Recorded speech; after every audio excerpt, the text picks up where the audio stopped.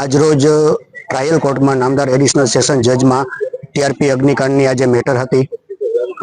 એ ટ્રાયલની અંદર આજરોજ પ્રોસિક્યુશન દ્વારા એની સુનાવણી કરવામાં આવેલી. જે એપ્લિકેશન આરોપી તરફથી એવી આપવામાં આવેલી હતી કે ડિસ્ચાર્જની એપ્લિકેશન સંભળાય એ પહેલા પ્રોસિક્યુશન છે એ પોતાનો કેસ ઓપન કરે અને એ ઓપનની અંદર સ્પેસિફાઈ કરે કે ડોક્યુમેન્ટ્સ રજૂ કરેલા છે તો એ ડોક્યુમેન્ટ્સ આરોપીને કઈ રીતે લાગુ પડે છે અને શા માટે એ ડોક્યુમેન્ટ્સ આ રજૂ કરેલ છે. એ ઉપરાંત કયા કયા વિટનેસોને તપાસવા માંગે છે અને કયા વિટનેસ એ પુરાવો આ આરોપી વિરુદ્ધ આપેલું છે. આવા આરોપી નંબર 1 ધવલ અને આરોપી નંબર 4 નીતિન લોઢા દ્વારા એપ્લિકેશન આપવામાં આવેલી.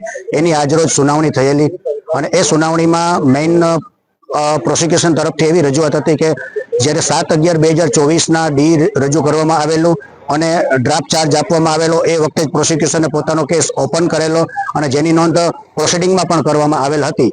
એટલે આ તમામ સંજોગો હકીકતો લક્ષ્ય લઈ, બંને પક્ષની રજૂઆતો લક્ષ્ય લઈ અને નામદાર સેશન્સ અદાલતે બંને આરોપીઓની એપ્લિકેશન છે એ આજે રિજેક્ટ કરેલી છે અને ડિસ્ચાર્જ એપ્લિકેશનો જે આરોપીઓએ કરેલી છે એ આગામી 13/2 સુનાવણી માટે મુકરર કરવામાં આવેલ છે.